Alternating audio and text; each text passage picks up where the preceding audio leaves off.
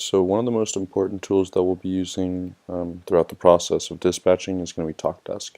That's our digital telephone, basically. So you'll be using it for all incoming and outbound calls. So we're going to go over just some of the basics. First thing we're going to go over is basically how to answer a call. So I'm going to go ahead and call from my personal cell right now. And you'll be able to see kind of what that looks like on this side. So just give it a second and that'll call be coming in just a moment here. Alright, so here you go. You see the call popping up with the notifications. So you can easily accept or reject this. We're just going to accept for the sake of it. And then, so here you'll see also the options that you have during a call. So currently on the phone, you can mute your customer, put your customer on hold, which will initiate hold music on their side. You can add a guest, so add another caller into the call that you're on. You can use the keypad at any point during your call to do so, to any dispositions that need a number of input or something along those lines. And then you can transfer your call. So the transfer is one that we use quite often since we have a shared line with all the other dispatchers here. So basically, if you get a call from a customer of one of your coworkers, who, a customer for a job that you're not working on that one of your coworkers is, or maybe a tow provider for a job that you're not working on that one of your a coworker is, you can easily transfer a call over to them. So one of the best ways to do so is to notify them via Slack, or let them know verbally if you're in their vicinity.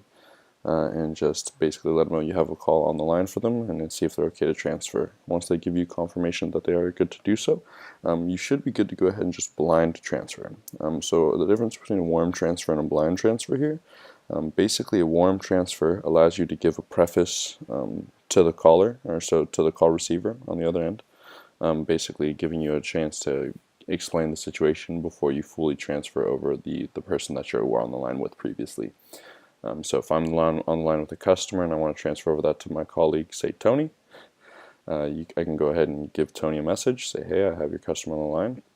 Or I can warm transfer, talk to Tony, let him know who the customer is and what they want, and then complete the transfer, allowing Tony to speak with the customer. And at that point, I can either stay on the line or hang up and allow them to speak. A blind transfer, on the other hand, will just transfer the person you're speaking with directly to the person you want to transfer it to.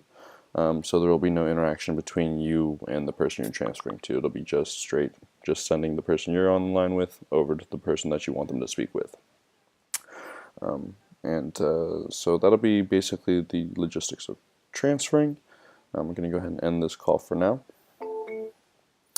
Once the call is ended, you will be given a queue.